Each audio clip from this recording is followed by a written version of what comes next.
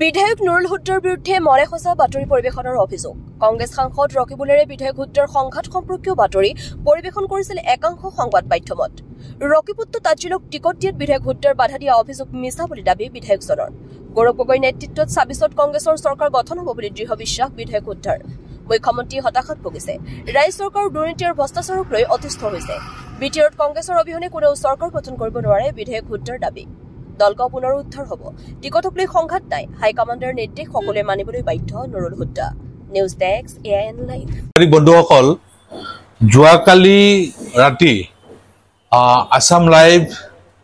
NB news আৰু টাইমএইট এই তিনিটা চেনেলে এটা বাতৰি সম্প্ৰচাৰ কৰিলে বাতৰিত কোৱা হৈছে যে ২৬ৰ নিৰ্বাচনৰ পূৰ্বেই কংগ্ৰেছত আৰম্ভ গৃহযুদ্ধ বিধায়ক নুৰুল হুদাৰ নেতৃত্বত ৰকিবুলৰ পুত্ৰ তানজিল হুছেইন হাটাও অভিযান তানজিলৰ বিৰুদ্ধে ৰূপহীহাটত গোপনে বৈঠক কোনো কাৰণে তানজিলক টিকট দিব নিদিয়ে এনেকুৱা কিছু এটা বাতৰি সম্প্ৰচাৰ হৈছে এই বাতৰিটো সম্পূৰ্ণ মিছা আৰু ভিত্তিহীন গতিকে মই সাংবাদ মাধ্যমক মই অনুৰোধ জনাইছো যেহেতু সাংবাদ মাধ্যম গণতন্ত্ৰৰ চতুৰ্থ স্তম্ভ হিচাপে আমাৰ ৰাইজৰ কথাখিনি সংবাদৰ জৰিয়তে মানুহৰ মাজত বিলাই দিব লাগে সত্য আৰু সঁচা কথাবিলাক ৰাইজৰ মাজত প্ৰচাৰ কৰিব লাগে কিন্তু মই বিটিএডি উদালগুৰিত আছো মই গমেই নাপাওঁ কোনে মিটিং কৰিছে কোনে কি কৰিছে মোৰ লগত কোনো যোগসূত্ৰই নাই এই তিনিটা নিউজ চেনেলে এনেদৰে মিছা এটা অপপ্ৰচাৰ কৰি জনমানসত হাই প্ৰতিপন্ন কৰাৰ যিটো অভিসন্ধি কৰিছে তাক মই ধিক্কাৰ দিছো আৰু এটা কথা স্পষ্টভাৱে ক'ব বিচাৰিছো যে সামগুৰিয়াৰ ৰূপহী যেতিয়া কংগ্ৰেছৰ জয় ময়ময় অৱস্থাৰ সৃষ্টি হৈছে এতিয়া আমাৰ নিজৰ মাজত এটা গৃহ কণ্ডল লগাই মানে কেনেকৈ মানুহক বিভ্ৰান্তি কৰিব পৰা যায় তাৰ কাৰণে বিৰোধীয়ে অপচেষ্টাটো আৰম্ভ কৰিছে গতিকে বিৰোধী অপচেষ্টা কেতিয়াও সফল নহয় আৰু সংশ্লিষ্ট পক্ষক মই অনুৰোধ জনাইছো যে এইবিলাক ভুৱা বাতৰিত কোনো মন দিব নালাগে ৰকিবুল হুছেইনৰ লগত কোনো ধৰণৰ আমাৰ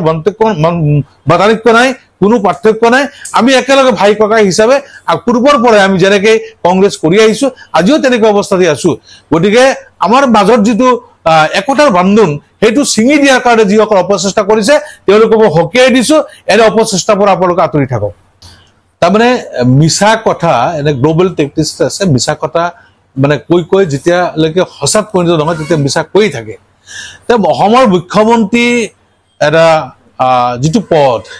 এই পদটোত থাকি ৰাজধৰ্ম পালন কৰিব লাগে কিন্তু দেখা গৈছে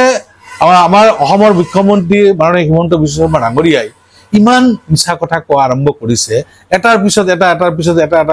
এটা যে তেওঁ সঁচাত পৰিণত কৰিব বিচাৰিছিলে কিন্তু নোৱাৰিলে যোৱা 10 তাৰিখে যিটো মহা বিস্ফোৰণ ঘটাব বুলি কৈছিলে সেইটো আপুনি কৈছে যে এইটো শূন্যত পৰিণত হৈছে হয় অসমৰ ৰাইজে বুজি পাইছে কিহৰ কাৰণে এইটো কৰি আছে গৌৰৱ গগৈৰ আগমনে অসমৰ মানুহে যেতিয়া গৌৰৱ আকোৱালি লৈছে তেতিয়া তেওঁ শংকিত হৈ এনেধৰণৰ কথাবিলাক কৈ আছে গতিকে জনসাধাৰণে বুজি পাইছে আৰু 2026 চনত গৌৰৱ গগৈ ডাঙৰীয়াৰ নেতৃত্বত একক সংখ্যাগৰিষ্ঠতা লৈ অসমত কংগ্ৰেছে চৰকাৰ গঠন কৰিব 26ত তাৱকাল কৰি কৈছো গৌৰৱ গগৈ ডাঙৰীয়াৰ নেতৃত্বত অসমত কংগ্ৰেছৰ চৰকাৰ হ'ব ইছ্যু মানে বহুত ইছ্যু আজি মূল্য বৃদ্ধি উচ্ছেদ তাৰপিছত অন্যায় অত্যাচাৰ উৎপীড়ন মানুহক প্ৰাপ্যৰ পৰা বঞ্চিত কৰিছে নিবনুৱা সমস্যা গতিকে ভাৰতীয় নাগৰিকসকলৰ ওপৰত নিৰ্যাতন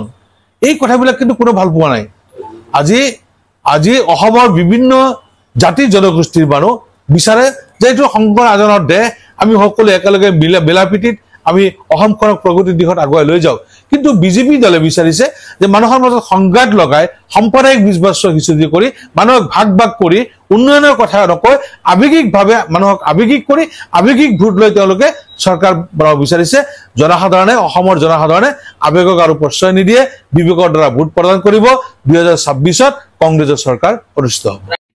যিকোনো খবৰৰ বিজ্ঞাপনৰ বাবে যোগাযোগ কৰক 7896121996